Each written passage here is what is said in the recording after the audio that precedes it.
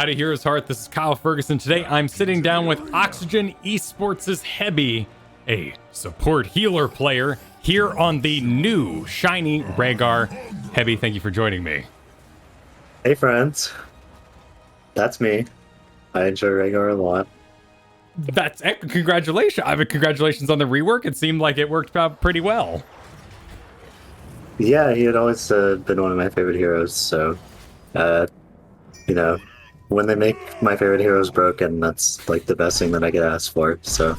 Okay, so we're in broken status then. I mean, the level 1 is just unhealthy for the game, in my opinion. We just came off of Stukov's biotic armor, shutting out like most right-click heroes from the game for, I think, a year or so. And then we get this, and I'm just getting flashbacks to that. Oh, that's interesting. So you're talking about Stukov's, physical-only armor that would happen, and then it slowly got decreased over time. So you believe then the 40% attack speed decrease is the big money of the grounded totem?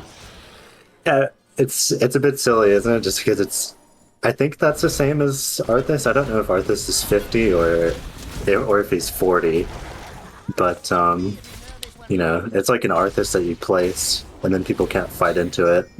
But it's also spell power as well. Yeah. I just think it shuts out a lot of heroes, such as like Greymane, etc., who do a lot of damage but also have to commit. When they're in, they're in. But if you use this button on them, they're in and they can't really do anything, or they're not much of a threat anymore. That's interesting. I mean, poor Arthas not really getting any time in the sun if a totem is doing his whole job for him better. Yeah, it's a bit silly. So, in this draft, we had some picks picked up. First, you saw Falstad and Brightwing. In the previous game, you had played Stukov. So, what about maybe Infernal Shrines or that draft getting going on the enemy side got Rehgar to come out and play? I think he's good on Shrines. His sustain is really a lot better than it was. And we have two like pretty beefy frontliners. I can just sit on Shrines with Lightning Shield, even though you don't really pick the hero for Lightning Shield, and it's kind of just an ability that you use. It's still nice to have them just stand on Shrine with your W on them and clear it quickly. A huge aspect of that was the Lightning Shield getting the mana back baked in. It's now half of what it was, but still 2. Definitely means that Rehgar's early game is way better. Oh yeah, I mean, you shouldn't really ever run out of mana on this hero now.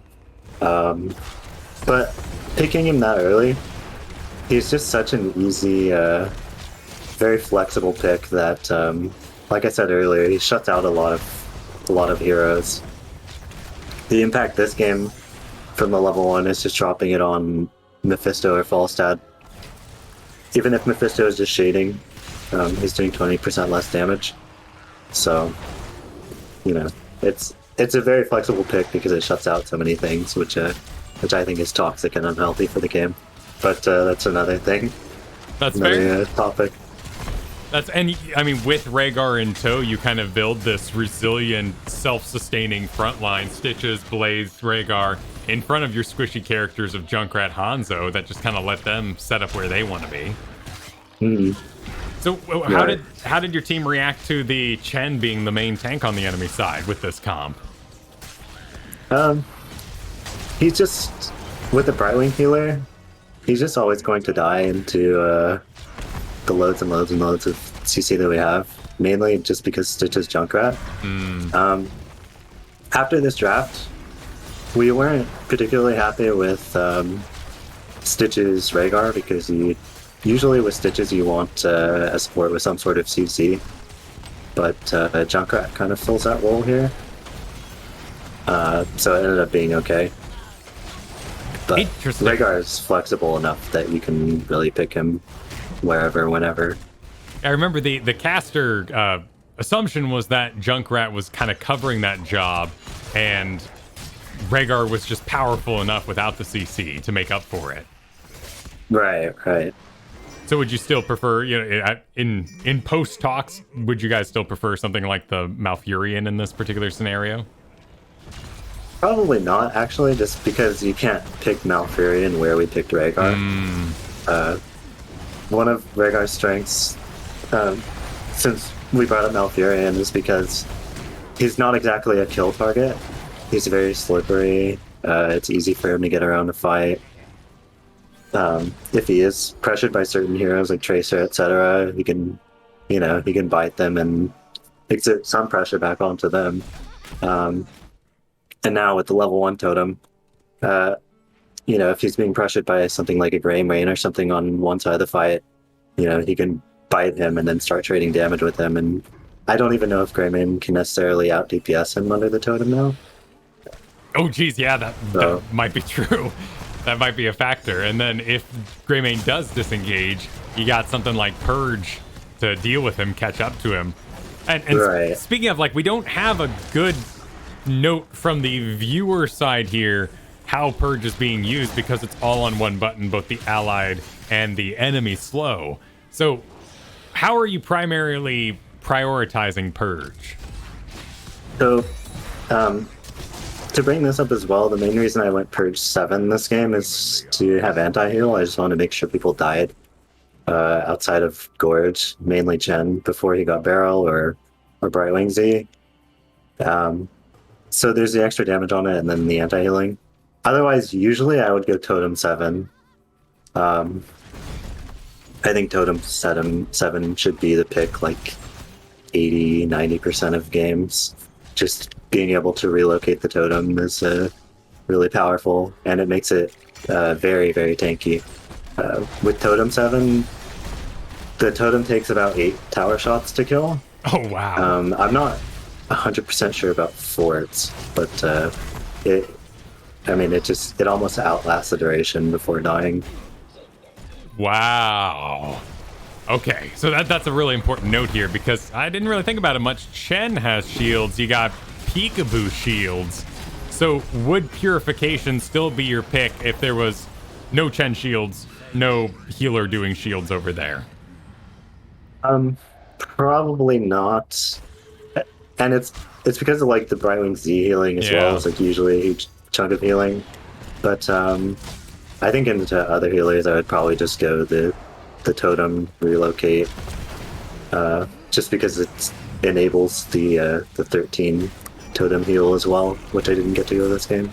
Yeah, you kind of have in this situation, that double whammy of the shields and the healing. In the way that Brightwing works, we often see that Deckard anti-healing picked up too, just for Brightwing because it's easier to predict.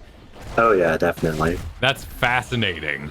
And then at 4, you got the Earth Living Enchantment. When Chain Heal heals a hero below 50% health, they are healed an additional 400 at the level 12 value here over 5 seconds. That feels like an amazing way to shore up any sort of battle healer weakness that Rehgar has in his design. Yes, I think the 4s are kind of... None of them really have any wow factor for me. Totem, I think, is bad this game because it's just going to randomly die to Mephisto's Lightning Ring over and over. I know that they buffed it, or they changed it, I should say. It's more upfront, burst healing than it was before, but it's still a pretty pathetic amount of healing. So those are the downsides of Totem 4. Q4, I just don't really like having a talent that's dead until people are under 50%. But the math on it, basically you get a free chain heal on someone if they're below 50% health, and they stay alive for the next 5 seconds. Oh, wow. So that's good enough, and I'm warming up to this talent, and I think I'll be taking it much more often now, but it's not, jaw-droppingly insane. Now, that's an interesting way to think about it, and kind of that min-maxing value like a card game has. Something that only works when they're in a certain situation, lost value. Yeah, that's how I evaluate a lot of talents, is just based on expected value, I guess, like you would in a card game or poker or something. And here I get tuned and Alan hooked out. Yeah, no, that's great. That's great. So at At 13 here, you go Earth Shield. Why was this choice made, and would you have done something different should you have picked up that Colossal Totem earlier on? Yeah, so Earthshield, I felt like their goal in a fight, even though it's Mephisto and there's a lot of AoE, like spread damage, etc., was to just tune one of our frontliners and kill them. Usually Stitches when he gorges someone. But Earthshield is like the best anti-burst tool for if the enemy team's comp's goal is to kill your frontline. It's 14% max health. And it helps secure the Ancestral, like make sure it lands as anti-burst. I think it's usually the I get kicked here, but it's usually the Totem 13, I would say. Especially if you went 7. I think the Totem Heal 13 is unpickable if you didn't go to the 7. Just my opinion. But if the Totem lasts the full duration, which it should if you're microing it and kind of moving it around the fight properly, it's going to chain heal 6 times. And that comes out to about a little over as if you had cast chain heal from your hero twice. Oh, wow. In that duration. It's just an absurd amount of healing that kind of goes unnoticed because it comes out in, 1/3 of your own healing at a time. Yeah, so at level 7, you would get the health increase and the ability to relocate it. So that not only keeps it safe, it would not then be subjected to the damage that would randomly take it out. So that makes perfect sense. So kind of avoid the Wellspring unless you're playing super duper defensively if you end up picking Purification and missing that Colossal Totem. Right. I wouldn't invest that talent at 13 unless I had the Totem health and the relocate to sort of keep it safe and move it around the fight. That makes perfect sense. The Earth Shield, in particular in the old, Rehgar playstyle where it was almost all shield talents, is such a great training wheels for landing your Ancestral. Like, Ancestral's delay is very, very dangerous, but being able to give them that shield and basically say, we're in the clear, this is going to land, is so nice. I think there is something to be said for the Q heal on 13 as well. I think it's like almost as good as the Totem heal. It's basically always going to be like a 3-second cooldown reduction on your chain heal, and especially with a 4 that can be pretty helpful into Mephisto, like we saw here. I think both of the other talents would have been good into Mephisto, but I prefer the Totem heal usually. Interesting. Let's talk a little bit about Ancestral Healing. So you got some big boys on your team. There's some Chen isolation. There's the Gus going on. You can of course now, as of 2020, late 2019, heal yourself again with Ancestral Heal. Wasn't that the case? You couldn't cast it on yourself, or was that just the cleanse? Right.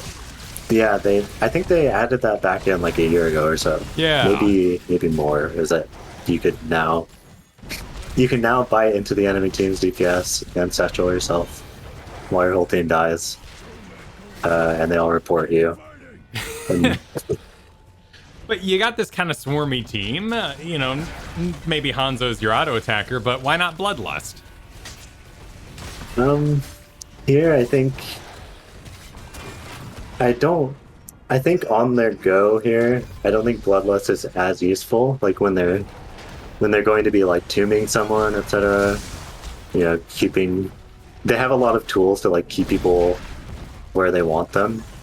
I think Bloodlust, the movement speed, picking it for the movement speed is like almost as or just as important as the attack speed.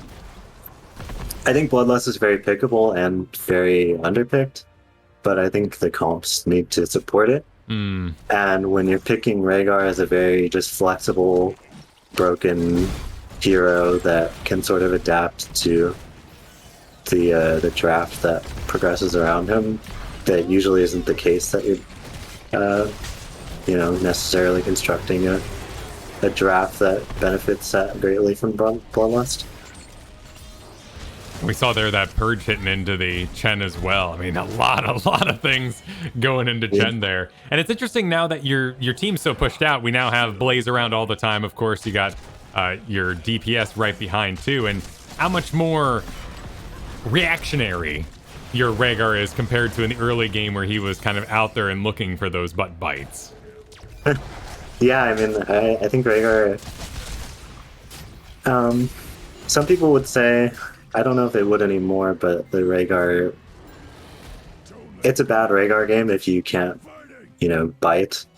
I'm not really sure that's the case anymore. I don't think biting is really necessary to making the hero good or biting on cooldown. I think you just bite what you can at all times. Bonus points if it's the kill target. But I would say usually you want to bite in like after they've used their tools, so you don't get immediately gone on and have to ancestral yourself. Yeah, it's still a pretty big cool. 100 seconds on Ancestral Healing, so pretty big there. And we do have a fight later in this game where, we position poorly and get like 3-man entombed. And actually on top shrine where Ancestral is still like 10 seconds off, and it would have completely saved the fight because both of our frontline walk onto the shrine. And they sort of just die next to each other over the course of like 20 seconds, it feels like. So this was an interesting situation here where you actually were holding on to the lightning shield. Were you waiting to see who was kind of the go target? Probably. Oh, okay. A little bit. But I would say I flubbed it. I think I could have tried to save Junkrat potentially, although I don't know if there's any getting him out. But yeah, I definitely probably panicked, trying to see if the Ancestral would save Junkrat as well. But that was a misplay by me. At level 16, you got Earthgrass Totem. When Earthbind Totem is first cast, it deals damage in the area around and slows by 90% for 1 second. How do you prioritize using this? I think it's the only pickable 16. I think you need to call... A few times this game, I'm trying to call that I'm in range to totem someone so that Stitches can try and hook them. I don't think we ever successfully do it, but I think that's kind of the ideal way to use it. Or say like here where we're getting a pick, or we almost got a pick, I would maybe be toteming their backline if I can safely do so from getting there to help him. I mean, there's a myriad of ways that you can use it, but if the enemy team's comp, their goal is to run at you, that's a pretty obvious use case for it. It's very strong. I mean, it's practically a root. Right. Wow. And it's really interesting to see. He's not Kairazim. He's never been Kairazim. But it's interesting to see Rehgar almost playing more like a classic support. Like you were at your safest and most useful there outside of the melee. Right. Yeah, I don't think you need to be biting in on cooldown, but I should be in Wolf here. You should always be in Wolf unless you have a reason not to be. Just be pressing Z on cooldown, really. At level 20, you got the Farseers Blessing. After 1.5 seconds, Ancestral is cast a second time on the same target. Allies near the target are healed for 1,346 at the current value, which is half. Right. So if they get hit by both ticks, they're basically getting an Ancestral themselves, which can be really good against some forms of Wombo. For instance, on the wind tunnel into the wall earlier, I think if Junkrat had not kind of gotten blown across the wall a little bit away from Hanzo, I think it could have saved both of them potentially. But it's kind of you can throw it and forget it, and it'll maybe save from some types of Wombo in that regard. I do think it's the best 20. I think Storm Shield 20 is largely unpickable, but that kind of goes more into just the W build being pretty underwhelming overall. But for for just a traditional support role, I think Ancestral is like far and away the best. Pit Fighter might have some niche like use case and things like double support, or you're on the enemy core and you're ending and Ancestral is on cooldown. Sure. But that's interesting. So is oftentimes in the past we talked about how Bloodlust was this like nice Storm League shot call, everyone go go go kind of moment, and Ancestral is a great thing in coordinated play where focus fire reigns supreme. So would Elemental Conduit in that way be better in Storm League where multiple people are under fire, there's a lot of chaos going on, and Farseers Blessing is just better in this tournament play?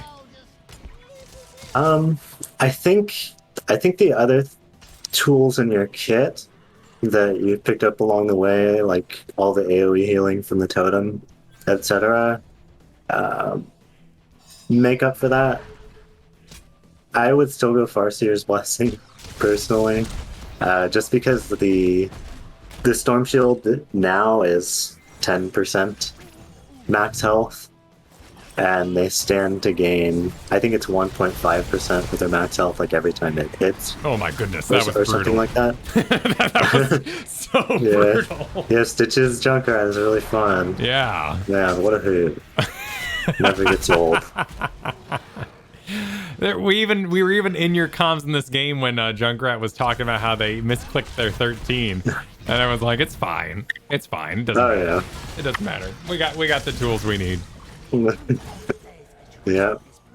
See, we got dodged in here. Nobody cares that you misclicked your 13.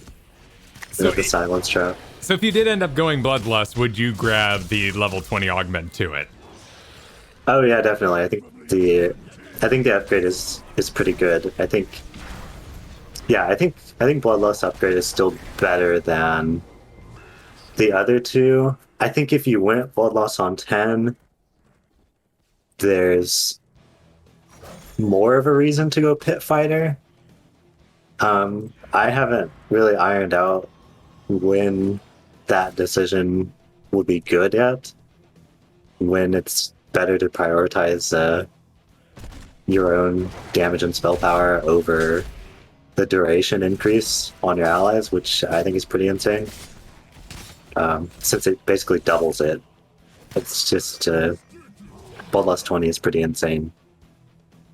As this game's gone on, we've seen more and more of the Stitches, Hook, Junkrat combo develop into the primary way you guys are getting picks. You're playing very safe right now. Oh yeah, I'm just auditing. Yeah. I'm just here to...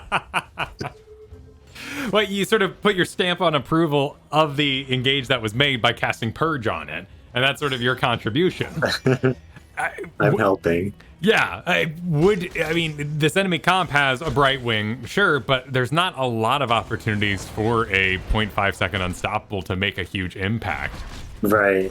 Do you think that perhaps the slow on Purge is the way that Rehgar will be prioritized? It's just too hard to get good value out of a 45 second unstoppable. It's very good early. There are a lot of times in Storm League or scrims, etc., that I can get kills in the first 5 minutes of the game just because people aren't expecting to be slowed by 80% for almost 2 seconds. It's really strong just having a baseline 80% point and click slow.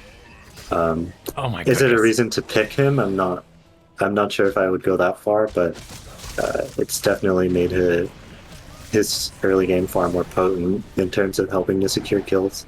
Not a perfect situation or example there because you had the lane collapse with you, and Falstad is very squishy, but man, just I could have turned there sooner if I wanted to, or had realized, but I was still in kind of panic mode. Sure, well, gagged. The fight down south of you looked like it was going south. And then basically you bait the Falstad away. It loses DPS down there as Mephisto falls, and things really went in y'all's favor really fast. Yeah. See, the Rehgar, I mean, I don't know if I could say the same for Malf there, because Rehgar is such a difficult kill target because he's so fast and squirrely. So, I mean, that's one of the best benefits of picking a support in this day and age. And right now we're in a very kind of early pick support sphere with Stukov, Brightwing still doing well, but now Rehgar kind of Right. joining the ranks, and then Anduin sort of as the emergency backup. There's And the trend there, oh, sorry, Ed, sorry to cut you off. The trend there is that Brightwing is very, very much not a kill target either. oh yeah. Stukov a bit less so, but still, because reactive ballista spores. But now that we're going E-build, he's a bit more susceptible. But, you know. It's also worth noting that this game probably would have gone on with Stitch's hook strategy on the enemy side and with previous invisible friends as it was. This would have been a 40-minute game. But luckily, Oh, yeah. invisible friends got nerfed, no longer lasting infinitely, and so they had to make some moves. Right. And I think Invisible Friends is still the best 20, but I guess that's getting off topic a little bit. Well, looking at kind of the damage here as we end, you got 18,000 on your Rehgar. A lot of this was pretty far back. A lot of our lightning. Not that impressive. Yeah. Yeah. Is this kind of where you would see Rehgar going forward, or do you think this can definitely be pumped up in this comp? Like in this game, do you think you should have done more damage? Like I said, towards the end there, when I was getting kegged into Falstad, like I had an opportunity to get more hits in. I would say pre-10, maybe. After that, biting into Chen and Leoric is very scary, and would probably cause me to use tools that I don't want to, like Ancestral or Bunker. I'm not too cracked up about my damage this game. There will be games where it's much easier to do damage, say into tanks like Joe, or offlaners that can't punish you as hard, or into heroes like Hanzo, who really can't do much to you under a totem. You know, you can basically solo that hero and cause him to use his trait. That's fair, and that's a cool thing you pointed out there, that there's now this sort of evolution to Rehgar, and we saw that through this game where you can be hyper aggressive in the early game and kind of back off that as all these tools of control come in, and you actually come into your own as almost a full support rather than that hybrid battle we've seen in the past. Well, Right. Any thoughts as we end? Sort of maybe some advice for a Rehgar who is just picking him up. Like, how would you, in a quick match scenario, learn to play this hero properly? Always be mounted. Keep in mind the cleanse is half a second now instead of 1 second. I missed a few cleanses on kegs this game because of that. Because I didn't really keep that in mind. I think Totem 7 and 13, in addition to what we see here, is probably both the easiest to use and the most powerful build. Keep in mind where your totem is at in a fight. Don't just leave it somewhere where it's not affecting anyone. Relocate it into a bush or behind terrain if it's taking a lot of damage.